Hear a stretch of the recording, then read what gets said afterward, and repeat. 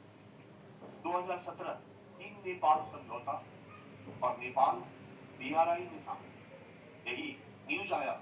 बाद में नेपाल ने कहा हम बीआरआई में शामिल नहीं हुए जब श्रीलंका गायब हुआ तो, राइट, बीआरआई में शामिल, क्योंकि ध्यान दो कौन है ये, एपीएस ओली, एपी शर्मा ओली, वही मार्क्सवादी इनका प्रिय। तो जब ये बनते हैं यहाँ के नेता तो चीन के साथ धमाकेदार समझौते हो। ये तो हमारे लिए बड़ा आराम हुआ है कि श्रीलंका टूट के बिखरा। श्रीलंका में 800 रुपए किलो दूध बिका, बीच में नहीं हुआ था महंगाई क्राइसिस, श्रीलंका क्राइसिस में श्रीलंका की हालत खराब थी, वहां भारत ने हेल्प करके उनको मदद किया, बचाया, क्योंकि यही मौका था कि जब आप चीन के गोद में बैठे थे और आपको कोरोना ने जकड़ लिया, तो यही मौका है वैक्सीन देकर आपको कोरोना से मुक्त कराने का, क्योंकि ऐसे समय पे जो मदद करेगा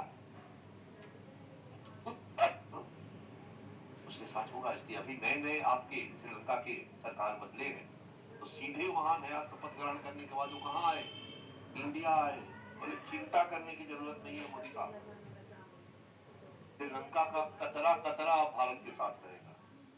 ये हुआ इसलिए क्योंकि वहां पर क्राइसिस आई, नहीं तो वही श्रीलंका तेवर बदल के चल रहा था कुछ वर्ष पहले।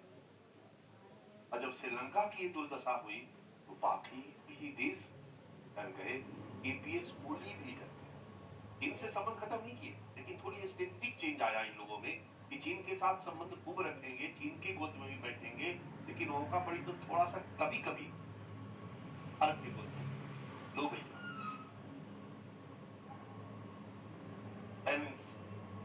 तुम भी कुछ दे दो, चीन भी कुछ, चीन के गोद में बैठेंगे तो भी कुछ देगा, तो आप भी कुछ दो, चीन और भारत कंपटीशन करो। ये नेपाल मेरे साथ आ, मैं तेरे यहाँ ये करूंगा, ये करूंगा, ये करूंगा। चीन ने कहा मेरे साथ आ, फायदा किसका? अब इस स्ट्रेटेजी पे काम ये लोग करेंगे।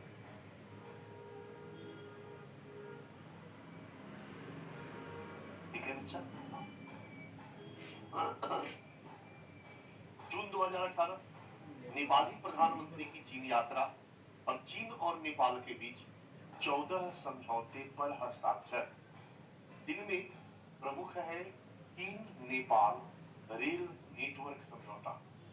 अब मतलब नेपाल से चीन जाना बड़ा दुर्लभ होता था पहले, सारा दनादन आना जाना भारत के साथ था। सारे नेपाली भारत आते थे, गोरखा का नौकरी करते थे, बहादुर का नौकरी करते थे, यहाँ सरकारी जॉब में जाते थे, यहाँ के सेना में बहाल होते थे, तो भारत ही भारत उनका अपना था। इनमें न सेना में बहाल होने का मौका है, न सरकारी नौकरी में इनको कहीं कोई ऑप्शन मिलना, कहीं कुछ नहीं था, सब भारत था, भारत ही आना जाना था। लेकिन अब दनादन सड़क बन रहा है, रेल बन रहा है, कहाँ जाने के लिए? नेपाल से चीन, नेपाल से चीन, नेपाल से चीन, नेपाल से चीन। अब व्यापार बढ़ेगा, वो भी उधर जाएंगे, समझ में आ रहा?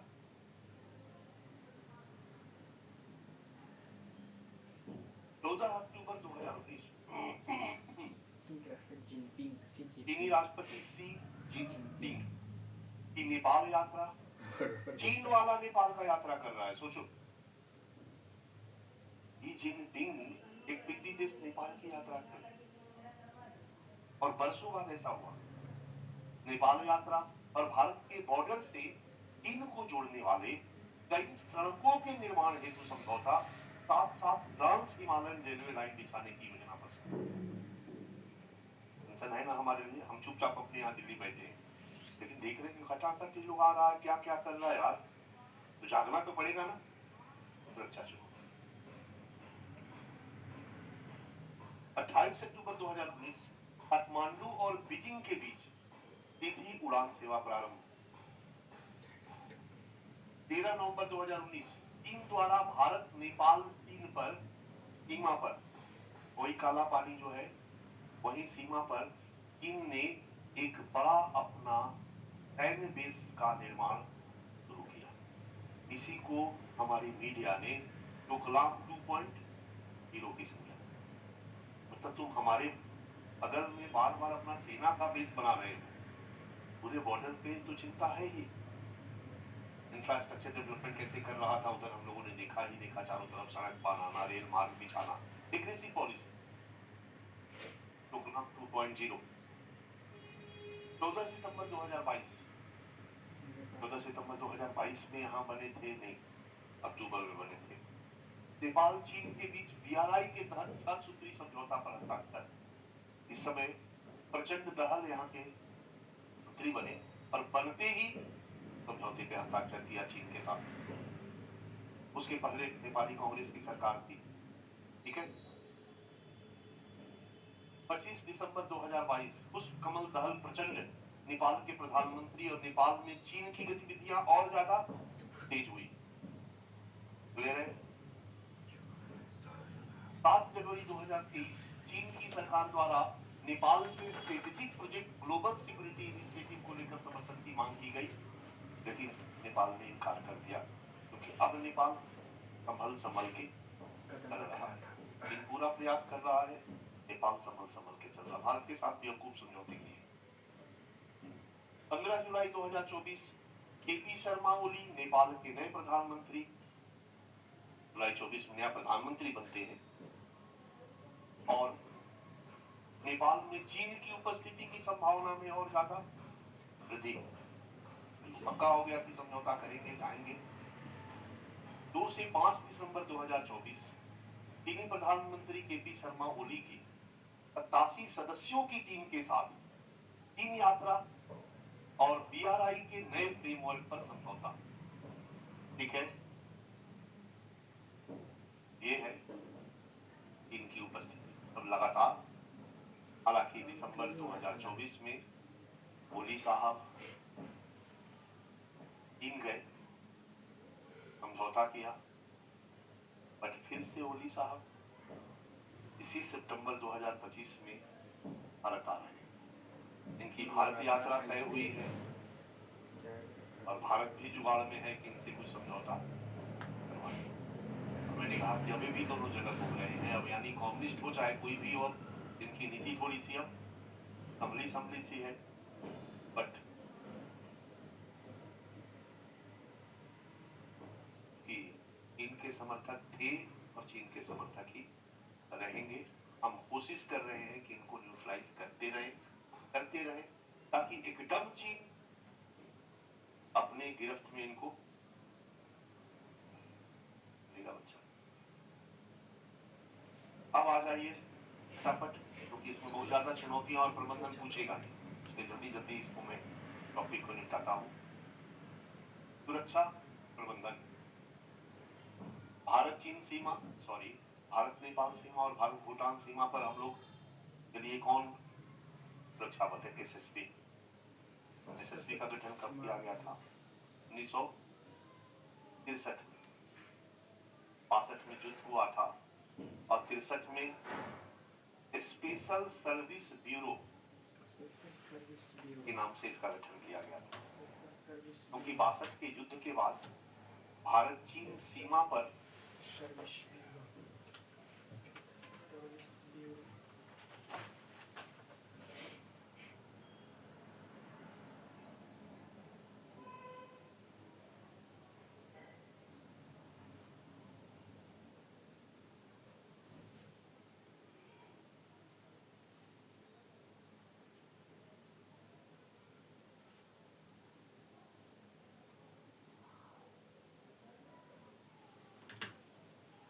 सुरक्षा के लिए एक सिक्योरिटी फोर्स गठित किया गया, आईटीबीपी, जो भारत चीन सीमा की सुरक्षा करेगा, मैंने बताया था।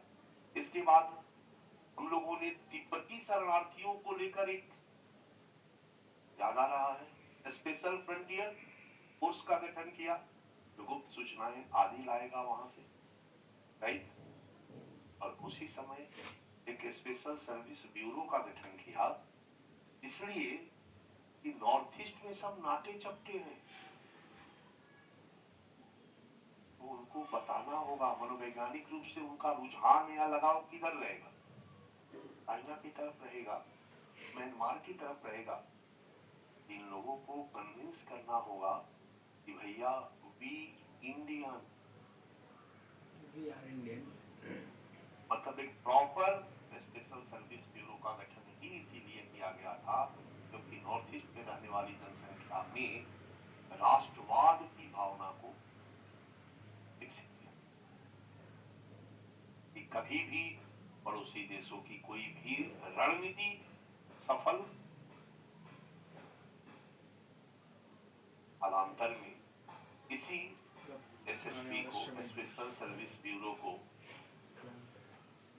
भारत भूटान सीमा और भारत नेपाल सीमा सुरक्षा की जिम्मेदारी दी गई और इसका नाम स्पेशल सर्विस ब्यूरो की जगह क्या कर दिया गया, सीमा सशस्त्र बल।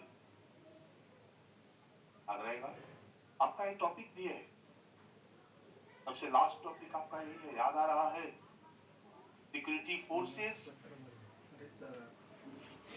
Various security forces, agencies and their mandates, यही लाइन है ना आपका।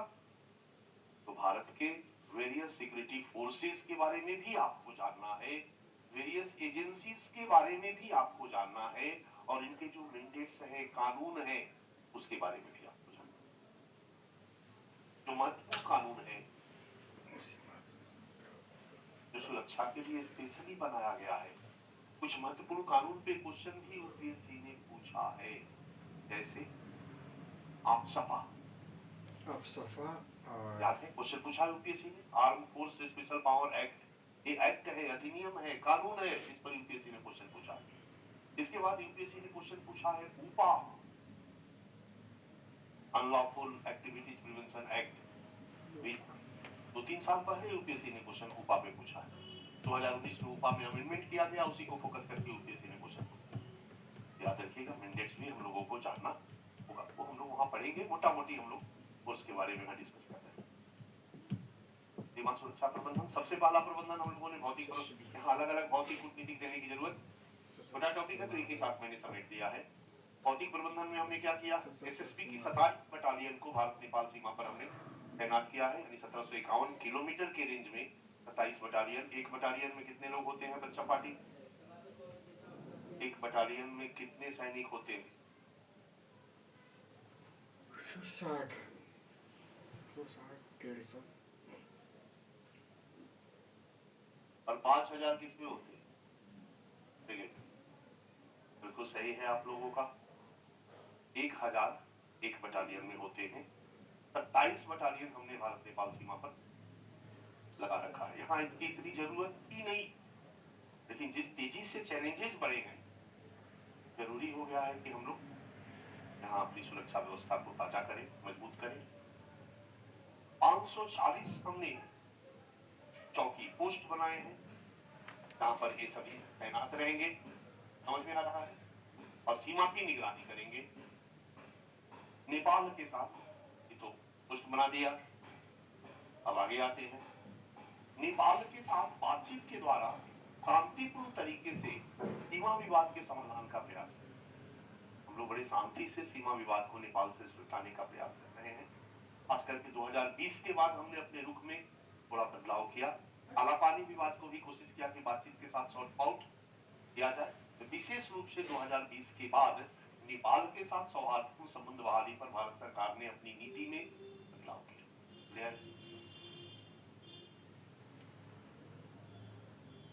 अब नेपाल के साथ हम संबंध को लगातार ताजा और मजबूत बनाने का प्रयास करें। चीन क्या कर रहा है मतलब नहीं है, हम इतना चिपकाए रखे अपने से कि चीन खींचे भी नेपाल को ना, तो इतना चिपका रहे नेपाल भारत से कि उखड़ जाए बेचारा, नहीं पाए चीन। क्लियर है। 3 अप्रैल 2022 अक्टूबर नवंबर में बने थे प्रचंड 22 में, उसके पहले थे नेपाली प्रधानमंत्री शेर बहादुर देउबा, ये नेपाली कांग्रेस के नेता हैं, और जब नेपाली कांग्रेस होती है तो उनका सॉफ्ट कॉर्नर किसके साथ है, भारत के साथ है। शेर बहादुर देउबा भारत यात्रा पे आते हैं, 4 समझौते पर हस्ताक्षर करते हैं और भारत नेपाल संबंधों में सकारात्मक बदलाव के संकेत मिलते हैं। ये एक अच्छा था क्योंकि पीछे ऑलरेडी चीजें काफी बिगड़ थी, बिगड़ रही थी। मई 2022 में क्योंकि वही प्रधानमंत्री है तो मोदी जी क्यों छोड़े, ये भी पहुंच गए नेपाल। भारतीय प्रधानमंत्री की नेपाल यात्रा और 6 समझौते पर हस्ताक्षर। ताकि हम भी कोशिश कर रहे हैं कि अपने संबंध को नेपाल के साथ अच्छा बनाए रखें। एकदम खराब करेंगे तो नेपाल कुदक के, एक तो मिस्टेक मधेसी विवाद में हुआ था, काला पानी में भी थोड़ा सा कड़वाहट आ गया था, तो बैलेंस करके चलना। 31 मई से 3 जून 2023 तक नेपाली प्रधानमंत्री की भारत यात्रा और कई मुद्दों पर सहमति। 4 जनवरी 2024 भारतीय विदेश मंत्री एस जयशंकर की नेपाल यात्रा और 4 समझौते पर हस्ताक्षर। समझौता होता नहीं, याद रखना। कुल मिलाकर के मोटा मोटी यही कि हम भी विभिन्न तरीकों से नेपाल के साथ अपने पारस्परिक संबंधों को बनाए रखने का प्रयास। इसमें एक आध यात्रा की चर्चा अगर और सेमी कॉलम देके हल्के शब्दों में करते चलोगे तुम्हारा आंसर थोड़ा रिच नजर आएगा। That's all. नेपाल भारत सीमा सुरक्षा समन्वय बैठक संपन्न 17 नवंबर 2024। और इधर लेटेस्ट आप इसमें ऐड कर लेना सितंबर 2025। अभी आ जाएंगे तब, अभी मत लिख लो, ऐसे लिख लो, इंडिकेशन याद रहेगा। नेपाली प्रधानमंत्री केपीएस शर्मा ओली की भारत यात्रा यार में भी काम देगा आपको, ठीक है।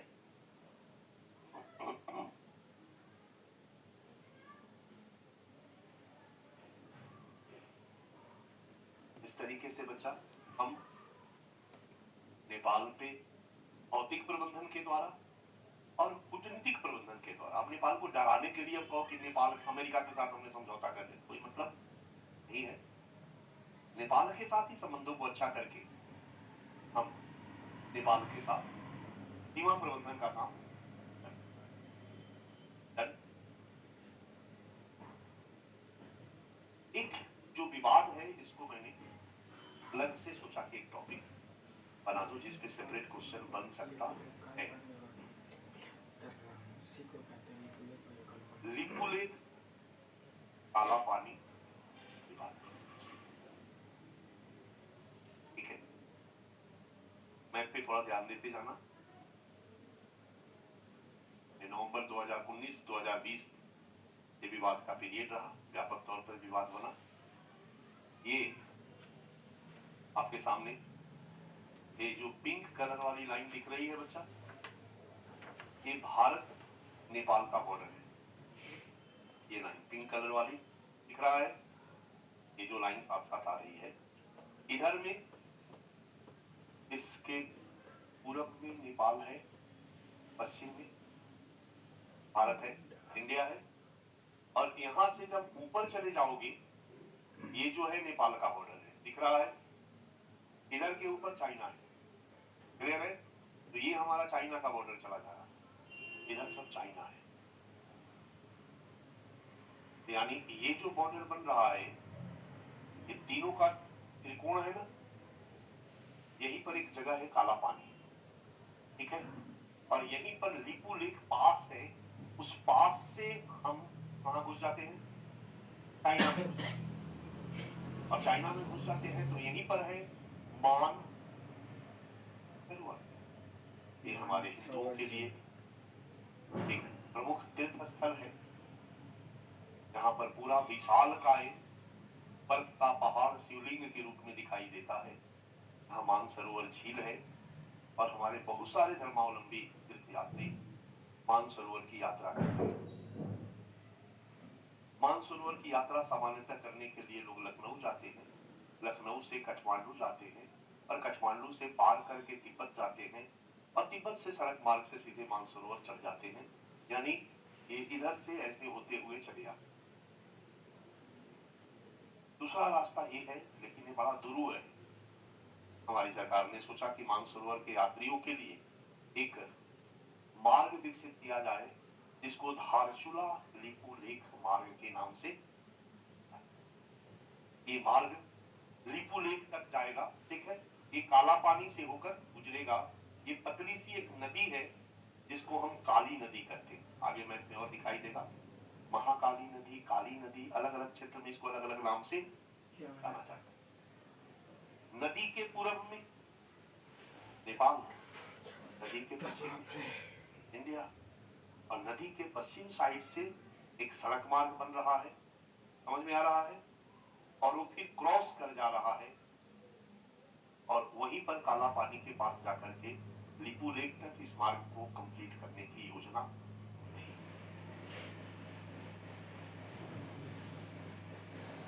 कुछ आइडिया मिला?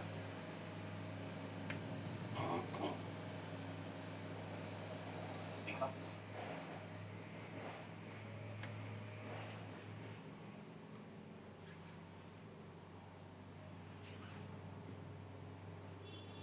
काला पानी कहाँ दिख रहा है? अच्छा, हल्का हल्का ग्रीन ग्रीन जो दिख रहा है उसको नदी कह सकते हो, और काला काला जो दिख रहा है तुम उसको सड़क कह सकते हो। ये ग्रीन ग्रीन जो दिख रहा है नदी हो गया, ये काला काला जो दिख रहा है वो सड़क हो गया। तो कहीं पर सड़क क्रॉस करके नदी के इधर दिखाई दे रहा है, देखो कहीं पर क्रॉस करके नदी के इधर दिखाई दे रहा है, और इधर वाला बॉर्डर है, इसको मान लिया गया बॉर्डर दिख रहा है। यहां पर सड़क इधर जा रहा है, यहां सड़क इधर आ गया, दिख रहा है।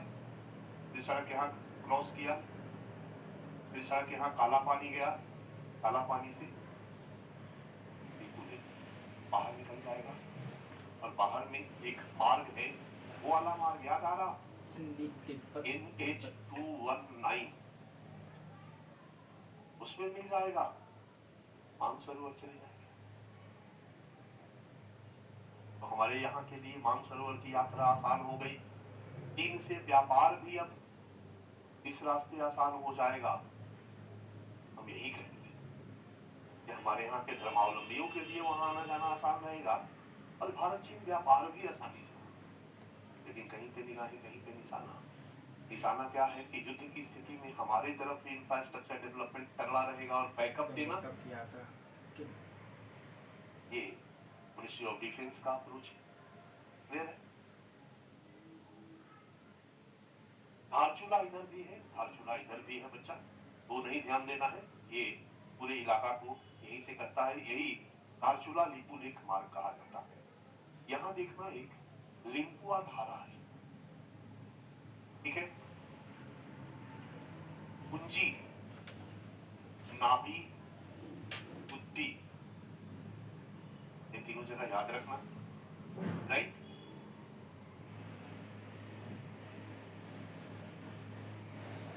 पहाड़ी नदियों को देखे हो, जहां से गंगोत्री से गंगा जी निकल रही है, जमुनोत्री से जमुना जी निकल रही है, ब्यास नदी, कहीं पर भी नदियों को देखोगे तो लगेगा कि नहीं उद्गम के पास जाओगे कि असली वाला कौन, क्योंकि नदियों में कई नदियां झरना की तरफ जुड़ती जाती है, जुड़ती जाती है। एक इधर से आ गई झरना की तरफ, सब पतली पतली ही होती है, एक इधर से पतली आ गई, इधर से पतली आ गई। लोकल लोग उसका कोई एक नाम रख देते, राइट। और उसी तरह से आकर के धीरे धीरे मोटी होती, चौड़ी होती चली जाती है, बड़ी होती चली। यानी पहाड़ी नदियों का निर्माण छोटी छोटी पहाड़ी नदियों या झरनों से होता है। यहाँ पर भी कई छोटे छोटे नदी और झरने आकर मिलते हैं, और मिल करके ये महाकाली नदी का निर्माण करते हैं। एक झरना इधर से आता है, लिपू लेक से, लिपू लेक से एक झरना लिम्पुआ धारा से आता है, एक इधर से आता है, एक इधर से आता है, कहीं, और मिलके लास्ट में सब ये एक होता चला जाता। और भी छोटे छोटे पहाड़ी इसमें गिरते रहते हैं।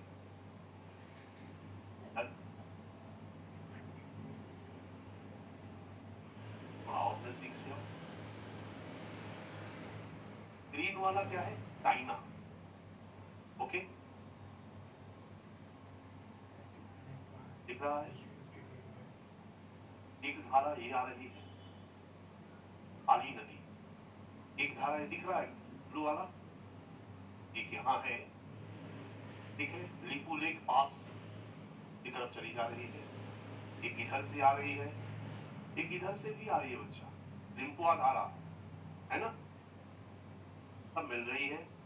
काली नदी, काली नदी, काली नदी, काली नदी, काली नदी।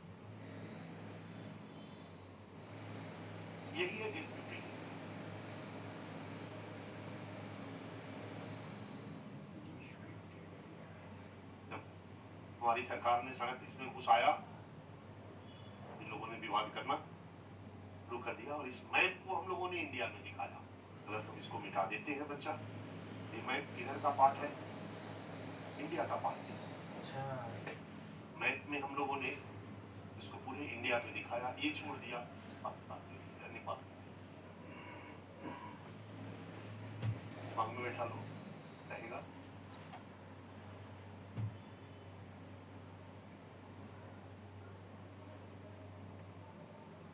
अब यहाँ ब्लू ब्लू सब नदी की धाराएं, अब दिख रहा होगा कि इसमें कितनी धाराएं आकर के मिल रही है। अलग अलग जगहों पर इसको अलग अलग नाम से जाना जाता है। चांदीला रिवर, तरजू रिवर, रामगंगा, दिख रहे हो, धारचूला, गोरी गंगा, ये ऊपर तक इस तरीके से शारदा नदी, धौली गंगा,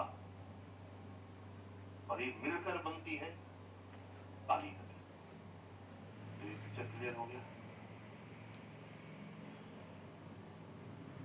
थोड़ा और देखो इधर, लिपू लेक दिखा, लिपू लेक पास है, पास दर्रा मतलब इस पहाड़ का, जिससे बीचों बीच से आदमी उस पार चला जाता है। काला पानी एक प्लेस है, जगह है, और ये नदी है, ठीक है। और ये लिम्पुआ क्लियर हो गया।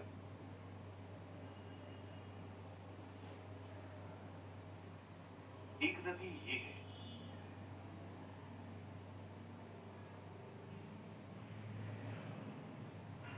चलेगा।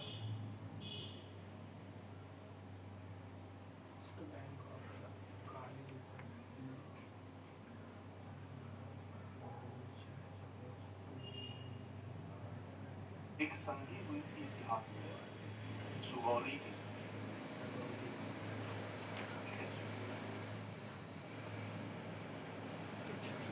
इस सुगौली की संधि में तय हुआ था भारत नेपाल की सीमा।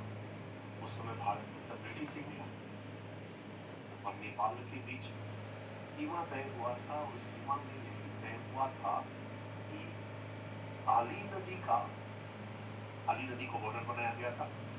काली नदी का पूरब वाला इलाका नेपाल का होगा और काली नदी का पूरा पश्चिम वाला इलाका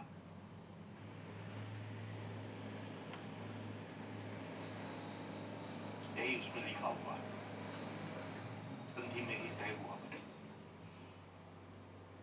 तो फिर विवाद कहाँ है? पूरब वाला नेपाल है और पश्चिम वाला इंडिया। विवाद है कि जहां मुंह पर ऊपर में काली नदी का उद्गम किसको माना जाए? भारत कहता है कि काली नदी का उद्गम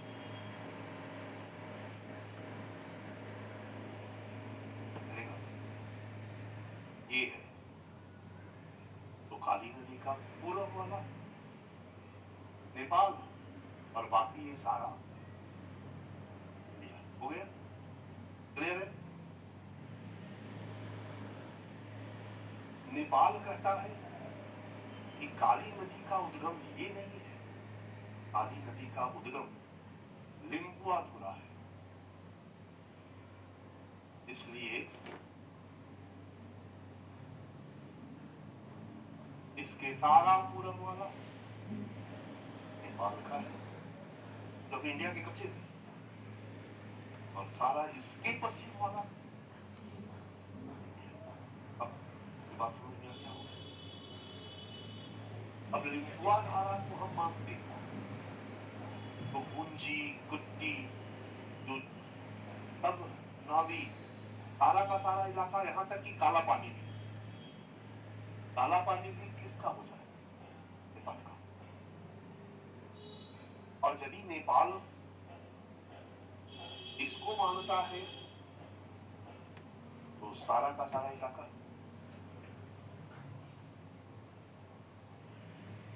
भारत यहां तक तैयार तैयार था कि भैया इसी को मान लेना, ये ले जा, आप भी आराम कर, ठीक है। बट विवाद यही है, इसी को काला पानी लिपुलेख विवाद के नाम से। मैंने आपको बताया कि 2 नवंबर 2019 को हमारी सरकार ने एक नया मैप जारी किया और मैप में इस इलाके को भारत में दर्शाया, और उसी समय न केवल नेपाल की सरकार द्वारा इसका जमकर विरोध हुआ, एपीएस बोली, जिनका कद हाइट बड़ा छोटा है, पूरा उछल के बोले कि 1 इंच जमीन हम नहीं देंगे। भारत को। यही नहीं, इन्होंने यहाँ बॉर्डर पे अपना सेना तैनात कर दी।